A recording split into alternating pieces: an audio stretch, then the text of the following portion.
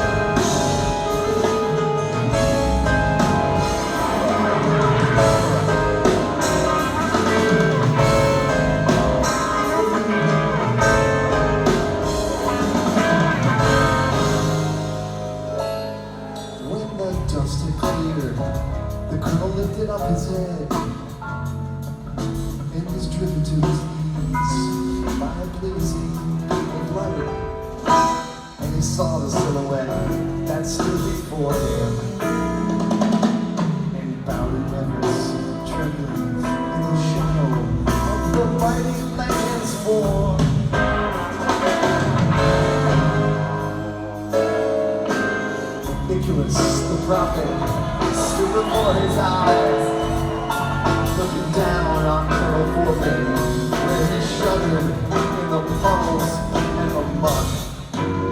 And he quietly addressed him, and he spoke so slowly. He spoke so slowly. He said,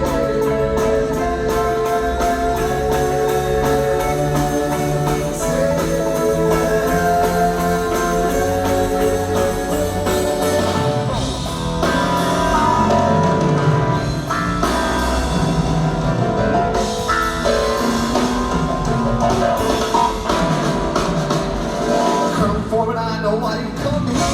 I'll help you with your quest to gain the knowledge that you lack. I call upon my faithful friend, the mockingbird, to find some help and raise your shackle. And true ability, your soul will grow. And the helping friend will want to see you. But I'm worn down, sitting to see your angels together with the hands of grace. The sacred green will be yours.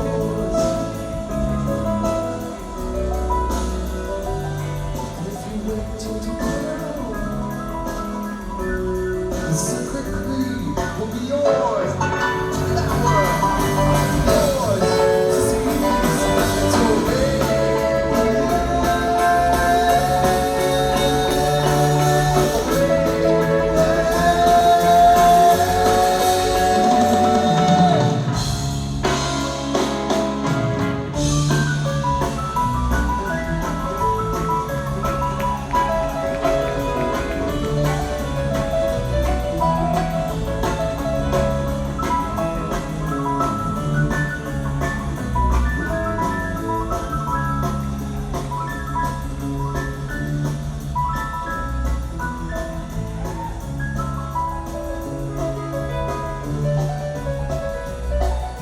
ready back there, Paul?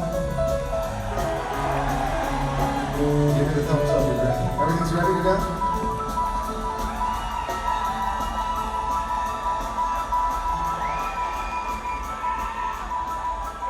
You guys can see here that I have the new Phantom Spirit beam in my hand. We've been working on this one for years. We're going to try it out tonight. Get ready.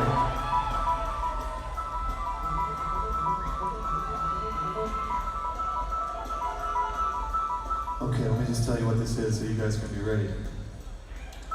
When I hit you with the Phantom Spirit beam that Paul's been working on for a couple of years here, what's going to happen is I'm going to coat the entire room with the Phantom Spirit vibe. And when I do that, what's going to happen is people outside the building aren't even really going to know what's going on because I'm going to be able to attract a giant cloud that is now hanging above the building. And it's going to come and surround the entire building.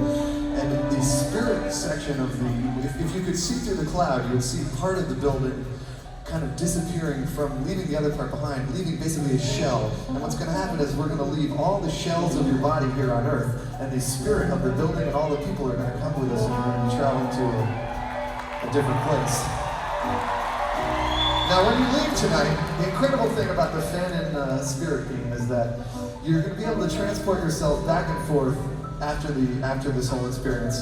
You'll be able to transport yourself back into the shells of your body if you want, or you can leave at any time. Now, this should last for a couple of days, and then it's going to wear off, and you're going to have to come back and do it again. So when I do this, you guys are all going to come, we're going to leave, and people outside will be looking at you. You may be inside of your body when they're talking to you, and you may not. You may just have your shell. They'll have a hard time telling you. You will know if you're really inside or not after you leave the building tonight. Here we go now.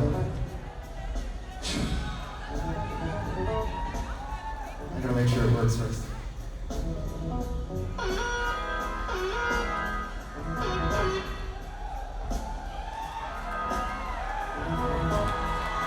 Okay, it's still working.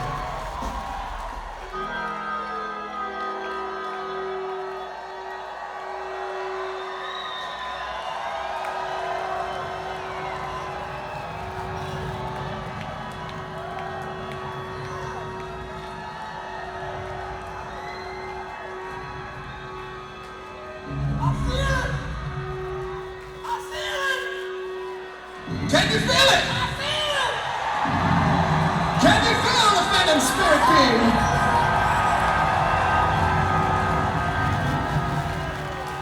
I can feel it. I can feel it. Okay, it's working. I can tell it's working right now. That's it. We're leaving the building. The building's behind. It might look to you like the building's here, but really we've sunk below the ground. And the cloud is now opening up, leaving another concert upstairs where it's just the shells of our body. But for the rest of the concert now, we're all going to be leaving, and what we're doing is we're drifting down into darkness, a little bit darker and darker, and deeper into the ground. And we can do this now because there's nothing solid left in our bodies. We're just floating down into the ground, floating to the center of the earth, and you can feel it getting a little warmer and warmer as we get down into the magma. The magma. And let's just make sure that we're all still there. And you wouldn't want to get trapped down in the earth and have the shell of your body come back, because you couldn't come back. So let me just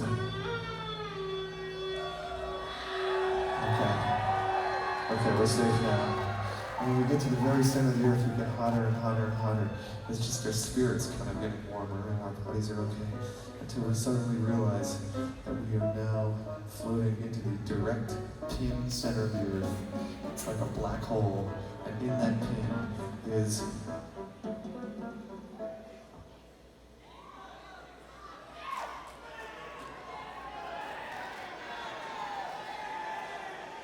Game Hands.